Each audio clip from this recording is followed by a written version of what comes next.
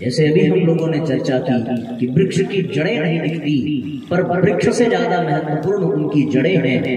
मकान की दीवार दिखती है पर नींव की ईंटें दिखाई नहीं पड़ती, महत्वपूर्ण वो नींव की ईंटें हैं। उसी तरीके से साथियों यह दुनिया है पर इसको बनाने वाला दिखाई नहीं पड़ता, तो उसकी महत्ता इस दुनिया से कहीं अधिक है। ठीक उसी तरीके से हमारा ये मनुष्य का जो शरीर है ये दिखता अवश्य है, पर इससे कहीं ज्यादा कीमत उसकी होनी चाहिए जिसके कारण ये मनुष्य शरीर है।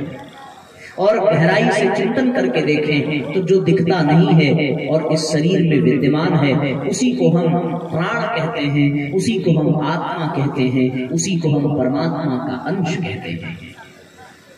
यदि वो इस शरीर से निकल जाए तो बिल्कुल ठीक उसी तरीके से जड़ें कट जाएं तो वृक्ष में कितना भी खाद पानी दो वृक्ष सूख जाता है। नींव की ईंटें कमजोर पड़ जाएं तो मकान कितना भी मजबूत हो ढह जाता है। परमात्मा को यदि छोड़ दिया जाए तो इस संसार का कोई महत्व नहीं रह जाता। उसी तरीके से साथियों यदि हम अपनी अंतरात्मा को भुला दें, यदि हम अपनी अंतरात्मा को विसार दें तो फिर इस शरीर का कोई महत्व रह नहीं जाता। जिस शरीर को हम अपनी बाहों में लेकर के चूमते हैं, प्यार करते हैं, जिसके साथ हम उठते हैं, बैठते हैं, खाते हैं, पीते हैं, वो सारा शरीर एक पल में पराया हो जाता है। और यदि रात में उस शरीर को आपके बिस्तर पर लिटा दिया जाए, उसके भीतर की चेतना निकल जाए, जो दिखती तो नहीं है पर निकल जाने के बाद आपको इस शरीर से भय लगने लगेगा, आप इससे डरने लगेंगे और आप स्वयं इस शरीर को अपने हाथों से ले जा करके या तो जला देंगे या तो जमीन में दफना देंगे।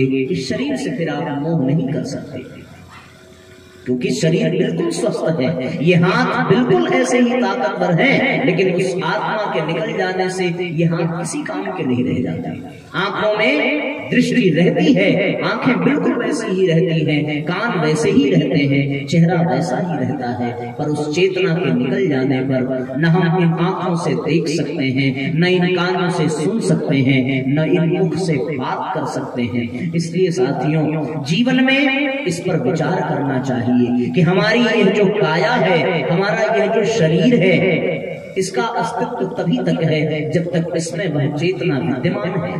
चूंकि वो चेतना हमें दिखाई नहीं पड़ती, उसका हम दर्शन नहीं कर पाते, अनुभव तो करते हैं, हम जानते तो हैं कि इसमें आत्मा है। और प्राण का पखेरु उड़ जाए, प्राण का पंछी उड़ जाए तो इस शरीर का कोई अस्तित्व नहीं रह जाता। ये हम जानते हैं, ये हम मानते हैं, हमने एक बार नहीं बार बार अनुभव किया है। जब जब किसी ने प्राण छोड़े हैं, जब जब किसी की मृत्यु हुई है, तब तब हमें यह अनुभव हुआ है कि जीवन का अंतिम सत्य यही है कि इस शरीर में विद्यमान आत्मा का ही महत्व विशेष है। यदि वो आत्मा न रहे तो शरीर कितना भी स्वस्थ हो, कितना भी सुंदर हो, इस शरीर का कोई मोल नहीं रह जाता। यह काया कुटिया किराए का मकान है, इसमें रहने के लिए हम सब आए हैं और आकर के चले जाएंगे। पर दिक्कत यह है कि जो दिखता है हम उसी को ज्यादा महत्व देते हैं। और आज इस समाज में यह परंपरा चल पड़ी है कि हमने अपने आप को एक शरीर ही मान लिया है, हमने अपने आप को देह मात्र मान लिया है, जबकि हम देह नहीं है। यदि किसी व्यक्ति से पूछा जाए कि भैया तुम क्या हो, तो वो एक ही परिचय देगा, या तो अपने पद का परिचय देगा, या तो अपने व्यापार का परिचय देगा, या तो अपने शरीर का परिचय देगा। इसके अतिरिक्त और क्या परिचय देगा? रामकृष्ण परमहंस के पास एक व्यक्ति गया, कहने लगा कि मैंने सुना है कि आपसे माता काली साक्षात बात करती हैं। रामकृष्ण परमहंस ने मुस्कुराते हुए कहा भैया बात करती हूं तो फिर उन्होंने कहा हमें भी बात करा दीजिए। उन्होंने कहा ठीक है हम बात करा देंगे, अभी तो माता विश्राम कर रही है, यदि बात करना हो तो तुम अपना पता दे जाओ, उसी पते पर हम माता को भेज देंगे, बात कर लेंगे, बात हो जाएगी, कोई दिक्कत की बात नहीं है। और भैया इतना पूछना भर था, इतना पूछने भर से उस व्यक्ति ने कहा कि ये मेरे घर का पता है, आप यहाँ पर भेज देना। रामकृष्ण परमहंस ने कहा कि बच्चे मैंने तुम्हारे घर का पता नहीं पूछा है, मैंने तुम्हारा पता पूछा है। क्या पता घर पे जाए माता काली और तुमसे मुलाकात न हो तो फिर उनका जाना बेकार हो जाएगा। तो उसने फिर अपने घर के पते की जगह अपने ऑफिस का पता दिया कि हम यहाँ रहते हैं, यहाँ कार्य करते हैं। उन्होंने फिर कहा ये तुम्हारे ऑफिस का पता है, ये तुम्हारा पता नहीं है, तुम कहाँ रहते हो? उसने कहा मैं ये हूँ। बोले ये तुम नहीं हो, ये तो तुम्हारा हाथ है, ये तो तुम्हारा शरीर है। मैंने तुम्हारा पता पूछा है, जिस दिन तुम्हें अपना पता चल जाए उस दिन आना। और मैं सत्य कहता हूँ कि जिस दिन तुम्हें अपना पता चल जाएगा, माँ काली तुम्हें वही साक्षात दर्शन देने के लिए तैयार हो जाएगी। ये जीवन का सार है, ये जीवन का रहस्य है कि हमने अपने आप को मात्र शरीर मान करके अपने आप के साथ बहुत बड़ी गद्दारी की है, बड़ा अन्याय किया है। हम ये सिर्फ शरीर नहीं है, हम विशुद्ध आत्मा है। ये हमें अनुभव करना पड़ेगा। विश्वास तो है, पर अब इसको अनुभव में ले आइए और शरीर से थोड़ा सा ऊपर उठ करके चिंतन करें। उसके लिए भी जो यहाँ पर रह जाता है, समाप्त हो जाता है, कुछ ऐसा है जो यहाँ से चला जाता है और जाने के बाद उसके लिए हम कुछ करें। इसीलिए साथियों सत्संग की आवश्यकता पड़ती है, इसीलिए गुरु की आवश्यकता पड़ती है, इसीलिए संतों की आवश्यकता पड़ती है। ये काया किराया का मकान है। एक संत बड़ा अच्छा गीत गुनगुनाया करते थे। आइए दो चार पंक्तियां हम सब भी गुनगुनाएं। बहुत अद्भुत रहस्य है उस गीत का। उस गीत का भाव है, गीत कुछ इस तरीके से, काया कुटिया निराली जमाने भर से, काया कुटिया निराली जमाने भर से, 10 दरवाजे वाली जमाने भर से, 10 दरवाजे वाली जमाने भर से, काया कुटिया निराली जमाने भर से, काया कुटी। एक साथ गाते हैं, जमाने भर से, काया कुटिया निराली जमाने भर से, काया कुटिया निराली जमाने भर से, सबसे सुंदर आँख की खिड़की, सबसे सुंदर आँख की खिड़की। जिस तरीके से मकान में खिड़की होती है, उसी तरह इस काया के भी मकान में ये आँख की खिड़की है। और इस खिड़की की विशेषता है, जब मकान की जो खिड़की है, आपने देखा होगा कि उसमें आजकल ऐसे शीशे लगते हैं जिनसे आप भीतर से बाहर की ओर देख सकते हो, पर बाहर से भीतर की ओर नहीं देख सकते। ऐसा शीशा आता है ना खिड़कियों में। उसी तरह ये आँख की भी खिड़की है, आप इससे भीतर से बाहर की ओर तो देख सकते हो, पर बाहर वाला इसमें झांक करके आपके बारे में कुछ जान नहीं सकता। ऐसी खिड़की भगवान ने दी है इस काया में, इस कुटिया में। तो आइए गुनगुनाते हैं, एक साथ तालियां बजाते हुए साथियों। सबसे सुंदर आँख की खिड़की, सबसे सुंदर आँख की खिड़की, जिसमें पुतली काली जमाने भर से, जिसमें पुतली काली जमाने भर से, काया कुटिया निराली जमाने भर से, काया कुटिया निराली जमाने भर से, सुनते श्रवण नासिका सूंघे, सुनते श्रवण नासिका सूंघे, कान सुनते हैं और नासिका सूंघती है। तो सुनते श्रवण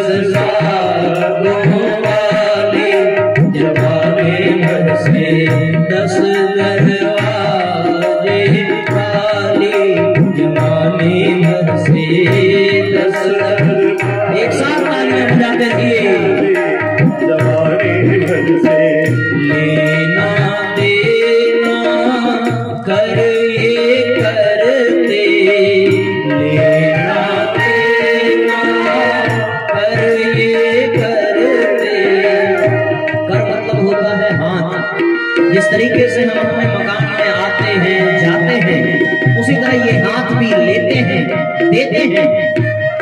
तो लेना देना कर ये करते, आइए साथियों, लेना देना करे करते, लेना देना करे करते, पग चाल चले मत वाली, जमाने भर से गाया कुटिया निराली, जमाने भर से 10 दरवाजे खाली, जमाने भर से सर्दी गर्मी कड़ा मुलायम, सर्दी गर्मी कड़ा मुलायम। अपने मकान में भी हम सर्दी से बचते हैं, गर्मी से बचते हैं, बरसात से बचते हैं। उसी तरह ये त्वचा जो है ये भी सर्दी गर्मी और बरसात का अनुभव कराती है साथियों। सर्दी गर्मी कड़ा मुलायम, सर्दी गर्मी कड़ा मुलायम, ये त्वचा जानने वाली, जमाने भर से त्वचा जानने वाली, जमाने भर से 10 दरवाजे वाली, जमाने भर से काया कुटिया निराली, जमाने भर से काया कुटिया निराली, जमाने भर से।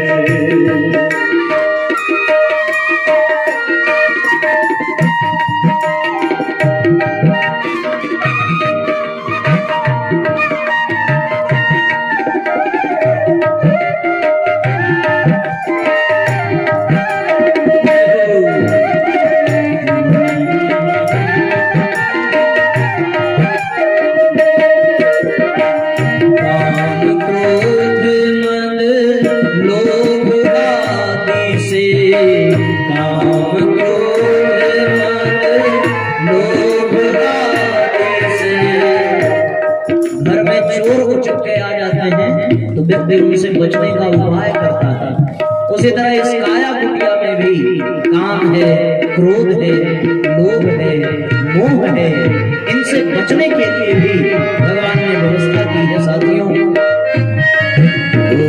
काम क्रोध मद लोभ आदि से, काम क्रोध मद लोभ आदि से, बुद्धि करे रखवाली, जमाने भर से बुद्धि करे रखवाली, जमाने भर से काया कुटिया निराली, जमाने भर से 10 दरवाजे वाली, जमाने भर से करके संग इंद्रियों का मन, करके संग इंद्रियों का मन, बन बैठा जंजाली, जमाने भर से बन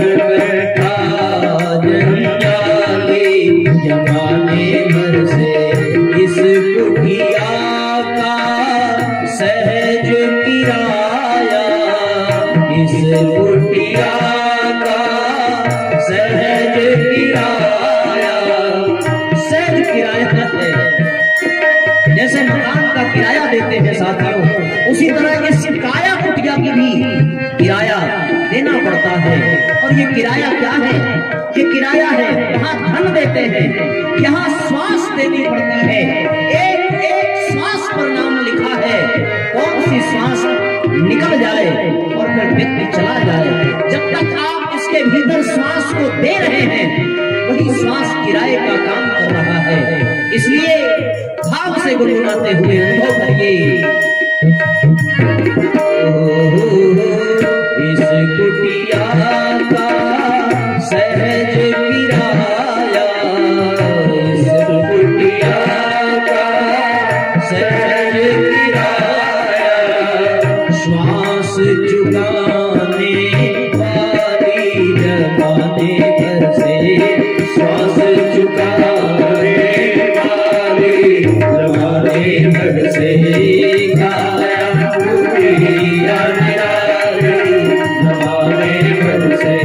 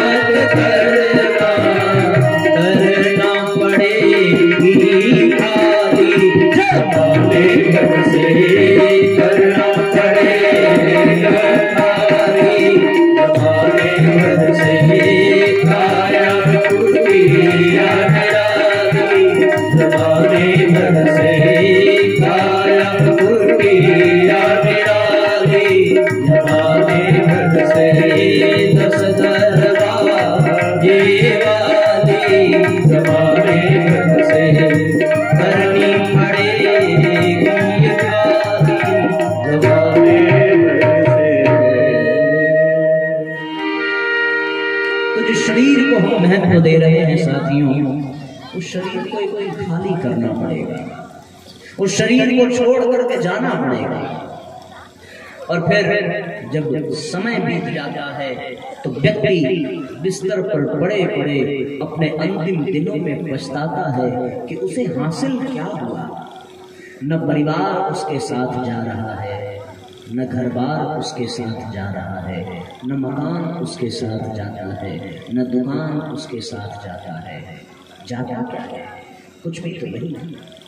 जिस शरीर को साबुन शैम्पू से रगड़ करके मलमल करके चमकाया, जिसकी खूब सेवा की, रोज सफाई की, चमक धमक बना करके रखा, वस्त्र पहने, वो शरीर फिर छोड़ना पड़ जाता है, विवश होकर के छोड़ना पड़ जाता है। गरुड़ पुराण में लिखा है कि जब जीव शरीर छोड़ता है तो छोड़ने के बाद वो चाहता नहीं है कि छूटे, वो फिर से उस शरीर में जाना चाहता है, लेकिन यम के दूत उसे अपने पाश में बांध कर घसीट कर ले जाते हैं, उसे जाने नहीं देते। और फिर यमलोक की यात्रा करके जब वो लौट कर वापस आता है, कहा गया है कि 13 दिनों तक जीवात्मा उसी परिवार के बीच में रहती है।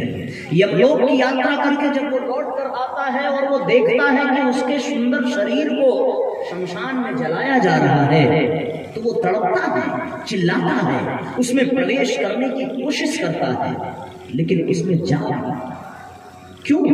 प्रकृति का नियम है और उसके सामने ही उसके शरीर को जला दिया जाता है। वो विवश रहता है, वो अपने परिजनों को रोता हुआ देखता है, उन्हें झकझोरता है कि भैया क्यों रो रहे हो, लेकिन वो खुद भी रोता है, खुद भी दुखी है। उस शरीर में वो चाह के भी प्रवेश नहीं कर पाता और उस शरीर को उसके सामने ही जला दिया जाता है। इसके यहाँ से उसे कुछ भी मिलता नहीं है, सब कुछ छूट जाता है। साथी है मित्र गंग के जल बिंदु पान तक, अर्धांगिनी चलेगी केवल मकान तक, परिवार के सब लोग चलेंगे श्मशान तक, बेटा भी फर्ज निभाएगा तो अग्निदान तक, इससे तो आगे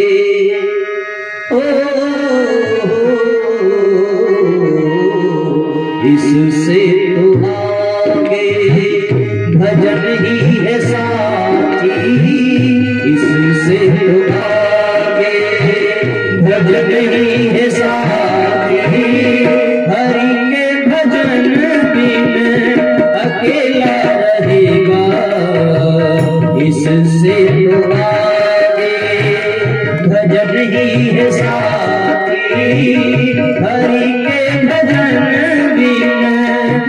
अकेला रहेगा, जीवन के 2 दिन का मेला रहेगा, कायम ये जग का झमेला रहेगा, जीवन के 2 दिन का साथी है मित्र गंग के जल बिंदु पान तक, साथी है मित्र गंग के जल बिंदु पान तक, अर्धांगिनी चलेगी केवल मकान तक, परिवार के सब लोग चलेंगे श्मशान तक, बेटा भी संग निभाएगा तो अग्निदान तक, इससे तो आगे भजन ही है साथी,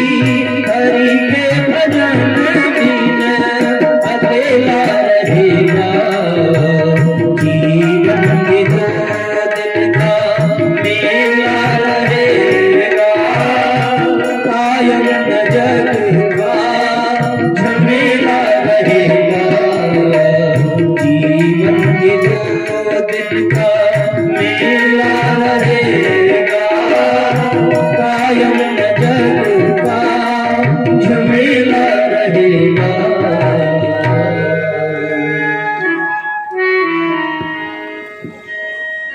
सब यही रह जाता है, सब छोड़कर चले जाते हैं।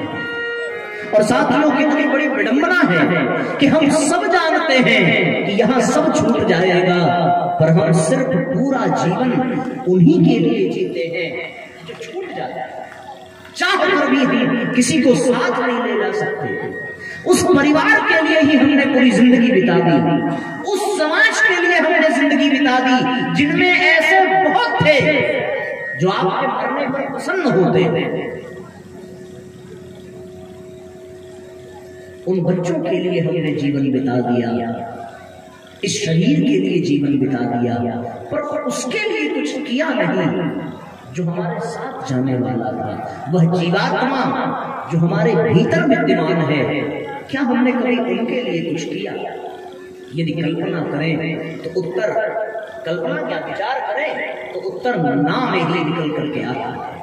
हम अपनी दिनचर्या जरा देखें, सुबह सो करके उठने के बाद रात के सोने तक की दिनचर्या को जरा विचार करके देखें। हमारी दिनचर्या में हमने अपनी जीवात्मा के लिए कुछ किया कहाँ?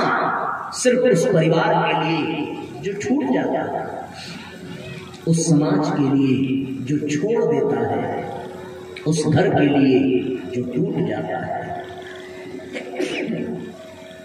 पूरा जीवन साथियों नष्ट हो जाता है, बेकार हो जाता है। इसलिए विचार करो, सुबह हम सो करके उठते हैं किस लिए भैया? क्योंकि नहीं सो करके उठेंगे तो भूख के मारे सोए सोए ही मर जाएंगे। भूख लगती है ना सुबह, इंसान इसीलिए तो उठता है, वरना उठने की जरूरत क्या है? यदि उसको बिस्तर पे पड़े पड़े भोजन मिल जाए और शरीर की तृप्ति होती रहे तो फिर उसे क्या चाहिए? वो सुबह उठता इसलिए है, किसके लिए? शरीर के लिए। और फिर सोच जाता है किसके लिए? शरीर के लिए। आप बताओ जरा, मैं आपसे ही पूछता हूँ, बताओ भाई, ब्रश करते हैं किसके लिए? आत्मा के लिए। ब्रश करते हैं किसके लिए? जरा जोर से एक साथ बोलो साथियों, किसके लिए? सिर्फ बच्चों ने टीका ले रखा है क्या? पूरी पब्लिक का ठीका इन बच्चों ने तो नहीं ले रखा है। आप भी बोल सकते हो, भगवान ने जिनको जिनको दिया है मुंह बोलने के लिए जरा जवाब तो दें कि इतना विचार में मगन हो गए कि हाय राम, ये तो कभी सोचा ही नहीं था।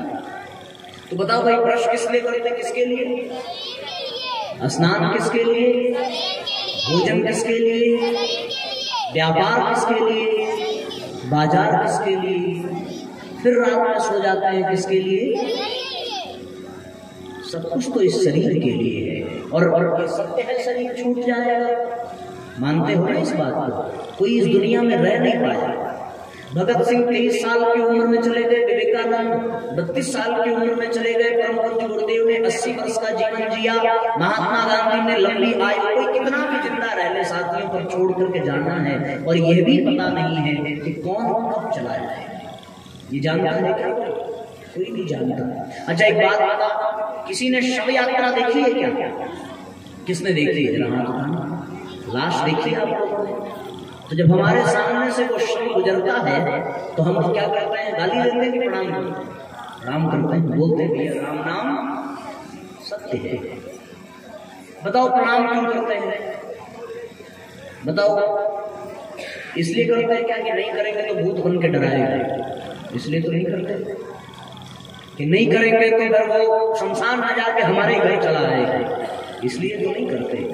प्रणाम इसलिए करते हैं कि जाते जाते वो याद दिला जाता है कि मैं आज जा रहा हूं, कल तुम्हें भी जाना पड़ेगा।